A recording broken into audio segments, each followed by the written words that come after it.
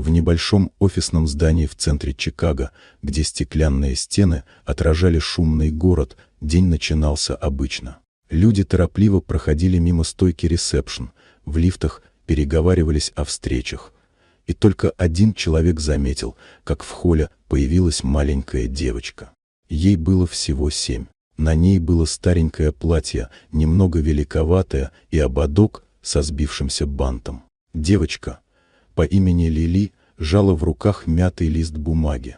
Она долго стояла у стойки, не зная, к кому обратиться, пока кто-то не подвел ее к помощнице директора. Через несколько минут девочка оказалась в просторном кабинете с панорамными окнами, за столом в котором сидел мужчина лет 40, Майкл Хендри, владелец компании по инвестициям и недвижимости.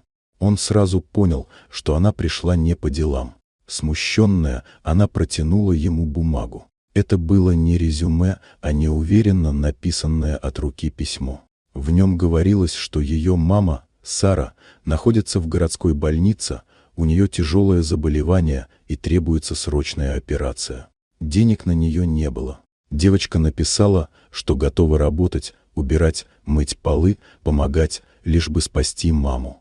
Майкл читал, медленно опуская лист на стол. Он знал, что не может взять ее на работу, это было очевидно. Но он не мог просто отпустить ее. Ее глаза, полные страха и решимости, не отпускали его. Уже на следующий день Майкл связался с клиникой. Он оплатил все: обследование, операцию, реабилитацию. Никто из врачей не понял, откуда у семьи взялись такие средства, но Лили знала.